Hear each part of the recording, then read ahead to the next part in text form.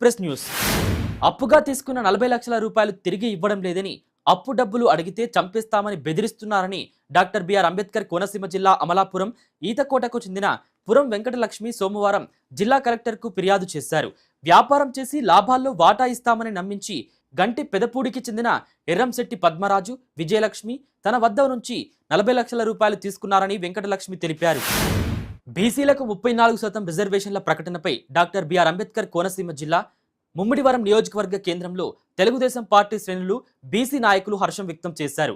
ఈ సందర్భంగా జిల్లా పార్టీ అధ్యక్షుడు గుత్తల సాయి ఆధ్వర్యంలో నిర్వహించిన సమావేశానికి ప్రభుత్వ విప్, స్థానిక శాసనసభ్యుడు దాట్ల సుబ్బరాజు ముఖ్య అతిథిగా పాల్గొన్నారు.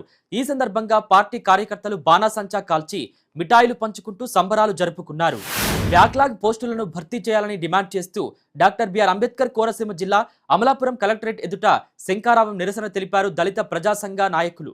గ్రామాల్లోని దళిత వాడల్లో నేటికి రోడ్లు, తాగునీరు వంటి కనీస వసతులు లేక ప్రజలు తీవ్ర ఇబ్బందులు పడుతున్నారని ఆందోళన వ్యక్తం చేశారు.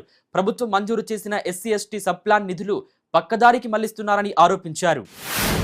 తూర్పు గోదావరి జిల్లాలో ప్రభుత్వ పాఠశాలలో పనిచేస్తున్న పారిశుద్ధ్య, కపాల సిబ్బందికి బకాయి పడ్డ జీతాలను వెంటనే విడుదల చేయాలని కోరుతూ ఐఎఫ్టియు ఆధ్వర్యంలో నిడదవోలు తహసీల్దార్ కార్యాలయం వద్ద నిరసన చేపట్టారు. జీవో నెంబర్ 7ను అమలు చేసి 15,000 రూపాయల చొప్పున జీతం ఇవ్వాలని, అలాగే పీఎఫ్, ఈఎస్ఐ సదుపాయం కల్పించాలని డిమాండ్ చేశారు. స్థానిక సంస్థల ఎన్నికల విషయంలో ఆంధ్రప్రదేశ్ ప్రభుత్వం తీసుకున్న నిర్ణయాన్ని స్వాగతిస్తున్నామని సిపిఐ రాష్ట్ర నాయకులు రామాంజనేయులు అన్నారు. కర్నూలులో మీడియాతో మాట్లాడుతూ స్థానిక సంస్థల ఎన్నికలు నిర్వహించాలని రాష్ట్ర ప్రభుత్వం నిర్ణయం తీసుకోవడం శుభపరిణామం అన్నారు. ఈ ఎన్నికల్లో బీసీలకు 34% రిజర్వేషన్ కల్పిస్తున్నట్లు రాష్ట్ర ప్రభుత్వం తీర్మానం చేయడాన్ని కూడా స్వాగతిస్తున్నామని ఆయన అన్నారు. ఉమ్మడి నెల్లూరు జిల్లా డాక్టర్ వైఎస్ఆర్ ఉద్యాన విశ్వవిద్యాలయ నూతన పరిపాలన భవనాన్ని ఢిల్లీలోని వ్యవసాయ విస్తరణ భారతీయ వ్యవసాయ పరిశోధనా మండలి deputy director general Rajbir Singh చేతుల మీదుగా ప్రారంభించారు. దేశవ్యాప్తంగా కృషి విజ్ఞాన కేంద్రాలు నూతన ఆవిష్కరణలకు మూల కేంద్రాలుగా మారనున్నాయని ఈ సందర్భంగా ఆయన పేర్కొన్నారు. మారుమూల రైతులకు సంబంధించిన సాంకేతికతను ఒకే గొడుగు కిందికి తీసుకొచ్చేలా చర్యలు చేపట్టామన్నారు. పల్నాడు జిల్లా దాచేపల్లి మండలం పెదగార్లపాడు శివారులో ఉన్న శ్రీ సిమెంట్ ఫ్యాక్టరీ మైనింగ్ కార్యకలాపాల వల్ల తమ ఇల్లు కూలిపోతున్నాయంటూ ఫ్యాక్టరీ మైనింగ్ ఎదుట పల్నాడు జిల్లా కాచవరం గ్రామ ప్రజలు టెంట్ వేసుకుని బైఠాయించి ధర్నా చేపట్టారు. గ్రామానికి 100 మీటర్ల దూరంలోనే మైనింగ్ చేయటం వల్ల తమ ఇల్లు మొత్తం దెబ్బతింటున్నాయని, ముఖ్యంగా పొలాలకు వెళ్లే దారి లేకుండా చేసి అందులో ఉన్న బోర్లను పీకేస్తున్నారని వారు ఆందోళన వ్యక్తం చేశారు. మైనింగ్ వల్ల భూగర్భ జలాలు అన్నీ కలుషితమవుతున్నాయని వారు ఆరోపించారు. శ్రీశైలం శ్రీ భ్రమరాంబికా దేవి అమ్మవారికి లక్కతో కూడిన బంగారు గోపుర కలశాన్ని కర్ణాటక రాష్ట్రంలోని రాయచూరుకు చెందిన గురుబసప్ప కుటుంబ సభ్యులు లక్కతో కూడిన బంగారు కలశ గోపురాన్ని దేవస్థానానికి విరాళంగా ఇవ్వగా, దేవస్థానం వారు దాత కుటుంబానికి వేదాశీర్వచనంతో పాటు శ్రీ స్వామి అమ్మవార్ల శేషవస్త్రాలు, ప్రసాదాలను అందజేశారు.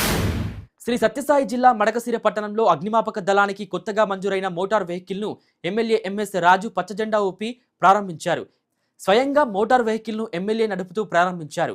ఈ కార్యక్రమంలో అగ్నిమాపక దళ సిబ్బంది, కూటమి పార్టీల నాయకులు పాల్గొన్నారు. ఎన్టీఆర్ జిల్లా పోలీస్ కమిషనరేట్ ఆదేశాల మేరకు ఇబ్రహీంపట్నం మండల ప్రజల కోసం ఈగల్ ఛాలెంజ్ కార్యక్రమాన్ని అందుబాటులోకి తీసుకొచ్చారు ఇబ్రహీంపట్నం పోలీసులు. గంజాయిని పూర్తిగా నిర్మూలించి మాదక ద్రవ్యాల రహిత సమాజంగా మార్చడమే ఈ కార్యక్రమం యొక్క ముఖ్య ఉద్దేశమని ఇబ్రహీంపట్నం సర్కిల్ ఇన్స్పెక్టర్ సుబ్రహ్మణ్యం వెల్లడించారు. రోడ్డు ప్రమాదంలో చనిపోయిన కానిస్టేబుల్ రవణకి విజయనగరం జిల్లా పోలీస్ యంత్రాంగం అధికారిక లాంఛనాలతో అంత్యక్రియలు నిర్వహించింది. ఈ కార్యక్రమంలో జిల్లా ఎస్పీ ఏఆర్ దామోదర్ స్వయంగా పాల్గొని కన్నీటి వీడ్కోలు పలికారు.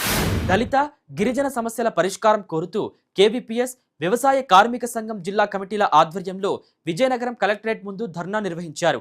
ఈ కార్యక్రమంలో సిఐటియు రాష్ట్ర అధ్యక్షులు సిహెచ్ నరసింగరావు తదితరులు పాల్గొన్నారు. ధర్నా అనంతరం జిల్లా కలెక్టర్కు వినతి పత్రం ఇచ్చారు. కాకినాడలో పంచాయతీరాజ్ అసిస్టెంట్ ఇంజనీర్ నూకరాజు కుటుంబాన్ని వేధించి ఆత్మహత్యకు పురికొల్పిన నిందితుడిని కఠినంగా శిక్షించాలని తనకు బీజేపీ నేతలు డిమాండ్ చేశారు. లవ్ జిహాద్ కుట్రలకు బలైపోతున్న కుటుంబాల తరపున భారతీయ జనతా పార్టీ ఆధ్వర్యంలో తనకు పోలీస్ స్టేషన్లో వినతి పత్రం అందజేశారు. రాష్ట్రంలో శాంతి భద్రతలను కాపాడటంలో ప్రభుత్వం తక్షణమే కఠిన చర్యలు